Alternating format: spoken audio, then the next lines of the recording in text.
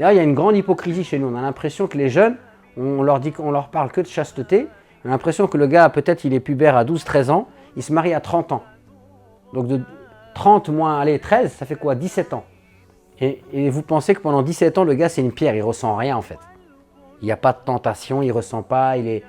Mais c'est impossible. Quel être humain vit comme ça, subhanallah?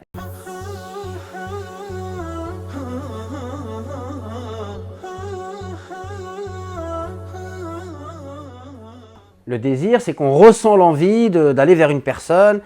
Ça peut être, alors je suis désolé, Inna Allah la yastahi min al-haq. C'est la règle de ce séminaire. Allah n'a pas honte de la vérité. D'accord? Donc je vais dire des choses. Alors on peut très bien parler de ça avec respect, mais on va pas, il n'y a pas de tabou. D'accord? Donc on va dire les choses.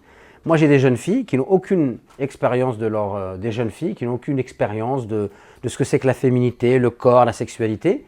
Et en fait, la première fois qu'elle va ressentir, je sais pas, du désir, etc., eh bien elle va penser qu'elle est amoureuse. Alors que c'est pas parce qu'à un moment donné, je sais pas, tu t'es retrouvé dans une situation, quelqu'un t'a regardé, voire il t'a touché, il t'a fait un câlin, et tu t'es senti tout en émoi parce que c'est la première fois que tu vis ça, que ça veut dire que tu es amoureuse. Donc le désir, ce n'est pas l'amour. Le désir, c'est simplement que ton corps il fonctionne. Et quand vous êtes adolescent et adolescente, bah, à un moment donné, ton corps, des fois, il peut s'allumer, quoi. Il y a un frère, un jour, il m'a dit, ouais, je crois que je suis amoureux. Pourquoi? Il m'a dit, bah, j'ai vu une fille hier, elle m'a plu. Ouais. En fait, il m'a dit, je l'ai vue. Et après, j'ai dit, astaghfirullah. Après, j'ai baissé ma tête. Mais après, j'ai rêvé cette nuit. D'accord. Et bah, j'ai rêvé d'elle. Ouais. Et bah, j'ai dû faire les grandes ablutions. Ouais. Et bah, ça veut dire que c'est la femme de ma vie. Non, ça ne veut pas dire ça. D'accord? C'est parce que tu es jeune et ton corps, il s'exprime tout simplement. Aujourd'hui, plus qu'avant, on a besoin d'en parler pour comprendre qu'est-ce que c'est, pour ne pas se faire avoir par cette culture dominante qui propose une vision de l'amour qui est très superficielle.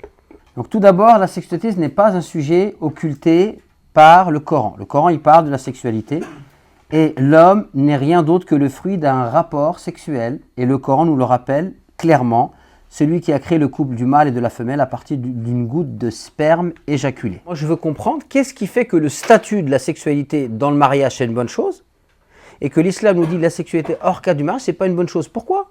La sexualité dans le mariage, qu'est-ce que ça implique? Ça implique un engagement. D'accord? Ça implique un engagement sérieux, etc. D'accord? S'il y a des enfants qui naissent, bah, ils ont un père et une mère qui sont identifiés, etc. Si on sort du cadre du mariage, la sexualité, qu'est-ce que c'est? Sachant qu'il y a une psychologie masculine de la sexualité qui est beaucoup plus mécanique, d'accord? Et une sexualité féminine qui est beaucoup plus psychologique, beaucoup plus, d'accord? Qu'est-ce qui va se passer en fait? Un homme, pour avoir ce qu'il veut, il va promettre monts et merveilles à une femme. Et puis une fois qu'elle va lui donner ce qu'il veut, bah, lui, il peut la jeter tranquillement. Donc qu'est-ce que ça va créer en fait une sexualité hors cadre du mariage? Bah, beaucoup de souffrance pour les femmes. La femme considérée comme un simple objet de jouissance. Et puis beaucoup de bâtards dans la société. À ajouter à cela les maladies sexuellement transmissibles, etc. Donc la sexualité en islam, elle n'est absolument pas taboue, mais clairement, elle est saine dans le cadre du mariage. En dehors de ce cadre-là, elle est considérée comme un péché. Un jeune est venu voir le prophète et il lui a dit, voilà, je voudrais me convertir à l'islam, mais je veux juste que tu m'autorises à faire la fornication. Et le prophète va lui dire, est-ce que tu acceptes la fornication pour ta mère? Non. Pour ta sœur? Non. Pour ta fille? Non.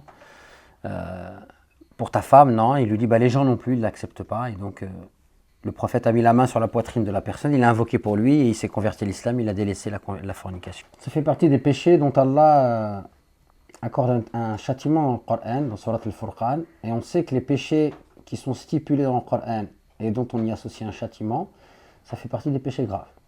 D'accord? Après, il y a autre chose, c'est qu'en fait, pour le croyant, tous les péchés sont graves. Après, il y a des péchés qui te concernent que toi. D'accord? Mais il y a des péchés qui impliquent l'autre. La fornication, ça implique l'autre. Cette femme-là, elle a un père, elle a une mère. Tu vois ce que je veux dire? Elle a des frères, elle a des sœurs. Donc, alors si c'est de l'adultère, elle a un mari, c'est encore pire, des enfants. Donc, c'est un péché qui est d'autant plus grave que ça ne concerne pas que toi. Ça implique une autre personne avec sa famille, etc. Après, maintenant, aujourd'hui, on sait que c'est répandu. Même chez les Maghrébins, il y a des Maghrébins qui vivent parfois même avec des femmes qui sont musulmanes, pas musulmanes, etc. Ce qu'on va dire à ces gens-là, c'est-à-dire que si c'est des gens qui n'étaient pas conscients de ce qu'ils faisaient, à un moment donné, ils viennent vers l'islam, ils s'y intéressent, ben, alhamdoulilah, ils se marient et puis c'est réglé. D'accord? On ne dit pas que c'est irréversible. C'est-à-dire si c'est une personne, elle a fait ça, Ce qu'il lui est demandé de faire maintenant, à partir du moment où elle prend conscience de cela, c'est de se marier. Il faut se marier le plus vite possible.